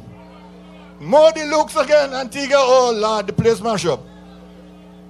Now, I want to ask, who did the due diligence? Because if you go on the internet and you go on the Bloomberg site or the Financial Times site, you get to see who these people are. It's a publicly traded company in England. They had shares last year that were valued at 400 and odd pounds for a share. This year, the shares are valued at $360 something a share.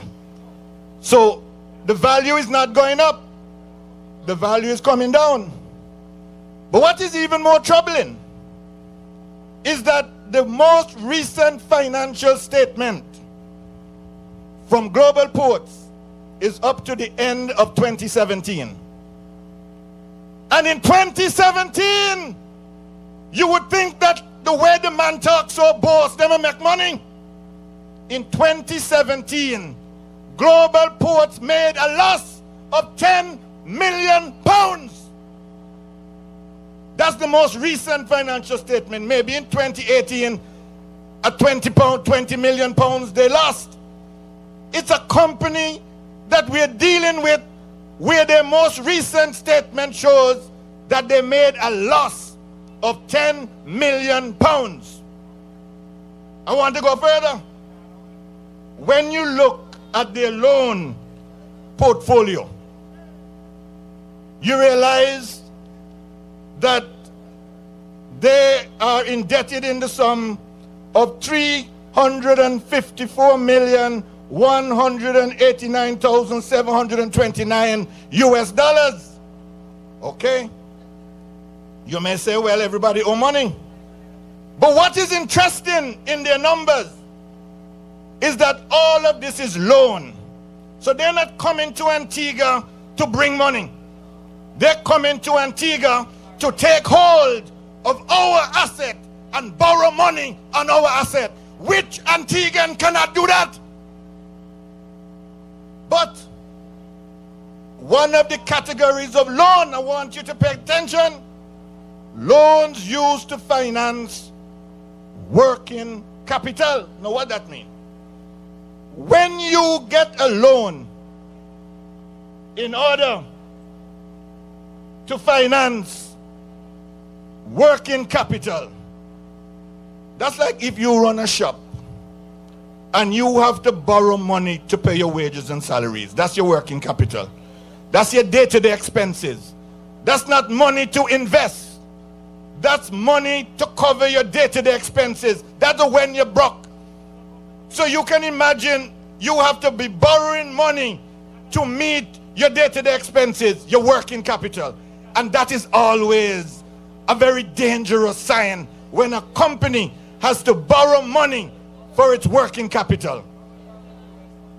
And what you realize again is that most of the money that they borrowed very high interest rate. Now you know what I mean by high interest rate? Now if you're a good credit customer, you have good credit, you pay low interest. But if you're risky, you pay high interest. Some of the loans that they're paying back, 15.39%, 16.77%, 16.56%, 15.84%. Anybody looking at this, you know this one trouble tree. This is trouble. Where are we going with them? What this shows is that they have cash flow problems. And because they have cash flow problems, they're looking for new markets to get cash flow. You see, it's a company that comes out of Turkey. And because of the unrest in Turkey, a lot of the boats pulled out of Turkey and create problems. So they're now coming to the Caribbean to see who they can find, which fooly BD they can find to tell them, take everything.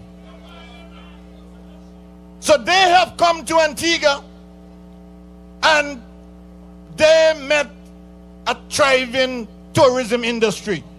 Shop selling, taxi man running, cruise ship coming, head tax paying. They're not coming to some backwater salpan where they have a dig out and develop. They have come and they have met a going concern. And this government decided, take everything. They didn't even have to pay for it. Take it as it is. All the revenue from Heritage Key, it's yours. Take it. That is giving them the cash flow that they don't have, the cash flow that they want. But what is very, very scary about what they're saying and shows they have no experience in the Caribbean, all the other islands charge about $5 head tax. Tell the truth, I think it should be more. But it's what it is. And even Fernandez, I heard him in Parliament today say that when they tried to put on $1, and I can tell you when I was Minister of Tourism, it's very difficult to get it done, that they said no way. And these people come and tell us, and there have some people in government that believe they're going to double the head tax. Well, let me tell every taxi man, let me tell every vendor, let me tell every shop owner, everybody who depends on tourism, the day that they do that, you have an empty port down there. Not one boat to come Antigua. I have said publicly, it will be easier for the cow to jump over the moon than for that to happen. It's not going to happen. So follow the storyline. They were hoping to double the head tax to make back the money they're going to borrow. If they can't double the head tax, they're going to have to find other ways to make their money. So let me tell those store owners down in Heritage Key, your price is going to go up. Let me tell the taxi man and them, whatever you pay St. John's Development Corporation for the concession to operate down there, it's going to go up. They're going to have to find ways to make their money. And when they decide to bring in coaches, electric or otherwise, that's how they're going to make their money. They're going to have to do a lot of things in order to make back their money. And if they can't make back their money, they will default on the loan. And if they default on the loan, the lenders are going to come in and take over the whole thing. Is that good enough? Is that good enough? We are saying, brothers and sisters, this whole thing is shrouded in secrecy and deep, deep in corruption. And that is why they're going through with it. Why is it that they go through this whole thing and don't tell nobody? If we didn't get the agreement and bust the agreement, nobody would know about it. Everybody knows. Nathan Dundas, when you talk about cruise tourism, you hear they say Nathan Dundas. He president of the Cruise Tourism Association since Noah just barely finished the ark. He is cruise tourism, and you going to enter into an agreement about cruise tourism and don't tell him a thing. He had to hear it over the radio. How can that be? Why has this thing been so secret? They talk about transparency. But if this is transparency, then Country Pond water is crystal clear. I want to say, brothers and sisters, we are not prepared to stand by this agreement in any form or fashion. In any form or fashion. And they're telling you that these people have committed $80 million, not a thing or so. When you read the agreement is termed in the worst language. I've never seen anything like it. They have promised to invest not more than, anybody write any agreement, sir? Not more than, and then these fooly beady come and tell you, they say they're going to invest 25 million. Read the paper, it says not more than 25. So if they put in 12, 12 is not more than 25. You can't do them anything, you can't sue them. They say they're going to do Heritage Key, and they say not less than 2 and not more than 3. Let me stop a minute there. Heritage Key is in need of a fix-up. Everybody knows that. But if it's $2,000, $2 million is needed, you can tell me that you can't get together with the local merchants, with all those who have money to invest, and get them to do the work in Heritage Key and make back their money? Why not? Why you have to go to Turkey to find people to spend $2 million in Heritage Key? And then you hear about the pier. But with that pier, one of the most expensive parts of the operation of any pier is the dredging. And they have agreed that you give all the revenue to Global Ports, but the government will be responsible for maintaining all the infrastructure and dredging the turning basin and dredging the channel. So they come, enjoy everything, but when it comes to fix up the place, to dredge the channel for the so-called Oasis class ships, they're giving you the impression that the Global Ports people are the ones who are going to dredge it, and Global Ports will make Oasis class ship come to Antigua. But in reality, is you, me, everybody here, is we have to pay to dredge the turning basin and to dredge the channel. And I want to suggest to you that therein lies the real issue that we faced here today.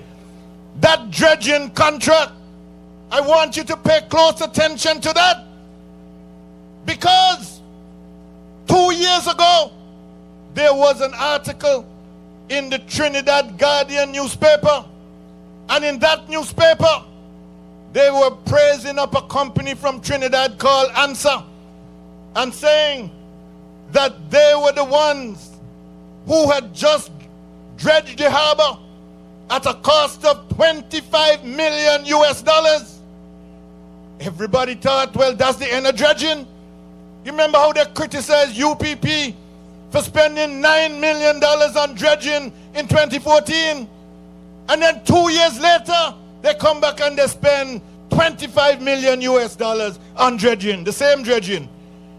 And then more recently, they got NAMCO to pay a new company, Meridian, based in Tortola, that they brought to Antigua. And the front man for that, the man who's been negotiating with that, is the head of the port, Telemark. And they brought Meridian to Antigua. And Meridian was doing dredging. And if you go down by the Point Wharf area, you see some piles that they have there. And with those few piles, they want to tell Antigua people that's $9 million US. And NAMCO paid Meridian $9 million US. They paid them 6 before the election, and they paid them 3 after the election. And the same $9 million US that NAMCO paid to Meridian, Meridian turned around and take $6 million and bought out DEFCON. And now they own the DEFCON equipment. And I want to ask the Prime Minister, why is it that DEFCON was paying $6 million, that Meridian was paying $6 million, and DEFCON offered the government for $5.5 million less than a year before? And then the same government, they turn around and they put $2.5 million into Meridian to buy 40% of the shares. The reason why they want to buy the shares is so that all the work will be done by Meridian, so that they will be able to say, when you're dredging the harbor, use Meridian, because government have 40% shares in there. But who have the other 60? And what are they charging? I'm saying tonight, brothers and sisters, that there's no oversight. It's a bill they give, and then it's a bill the government pay. There's nobody supervising to make sure that we are getting value for money. They are charging in the region of $24 a cubic meter. And they have had other people who were doing the same work for $17 a cubic meter. So why are we paying $24 a cubic meter? Paying millions and millions of dollars for work that is not being supervised. I am saying it is a cesspool of corruption. It is nothing but the work of evil hands and dastardly minds. They're robbing this country.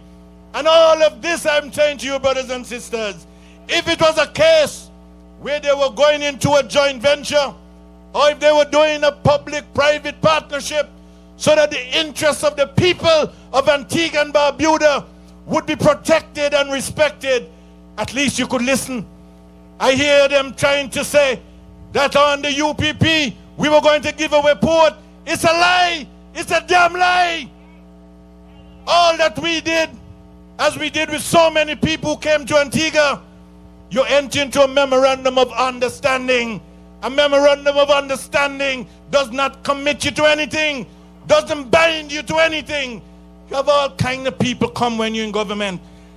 And what you do, you record what they say, what you say. They put their ideas on the table. You put your ideas on the table and you say, we will talk about it. But you have to do your due to make sure that Antigua and Barbuda will rise. Antigua and Barbuda can be much better. And we say that that whole deal, it must go. It must go. And when we say it must go, because it can be done better, that whole heritage key part of it, I say, put it to local people and ask them to raise the $2 or $3 million. When it comes to the area of the duty-free shops, that is government land. Government can put in the land. Get somebody to design the shops. Don't bring somebody and make them put what they want to put. You design it. You said, this is what I want. And then you invite people to bid on it. Who can do it? It can be one. It can be two. It can be a consortium of many. Allow local people the opportunity. And then if they can't do it, then you go outside to get it done. That can be done. And when it comes to the cruise pier, you don't need to ask nobody to come and do that.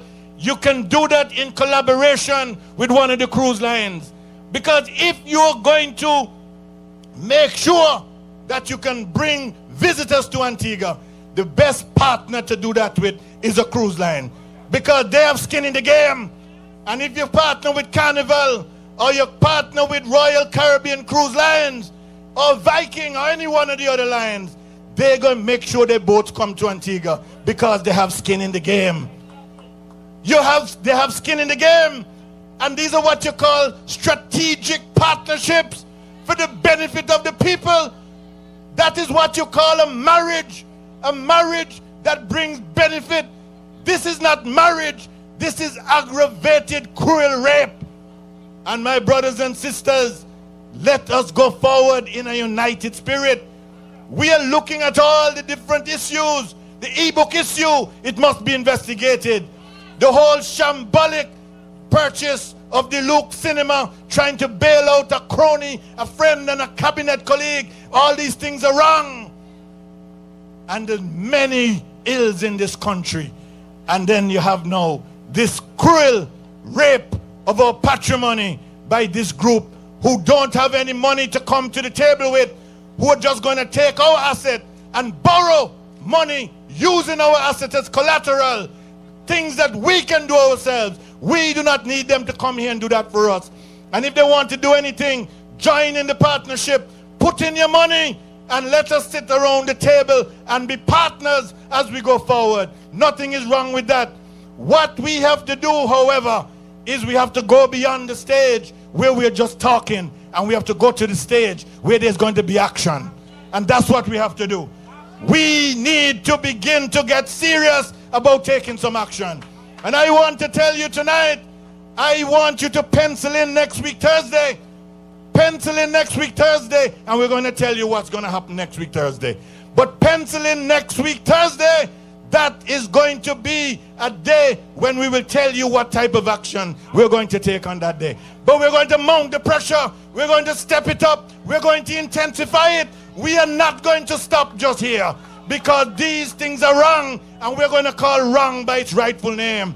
We are not afraid. I want them to know that the power in people is more than the people in power. The power in people is more than the people in power. We're going to go forward. We're going to go forward.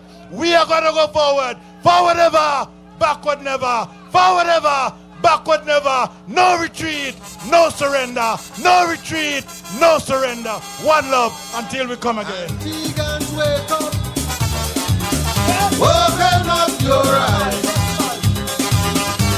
Your country needs you.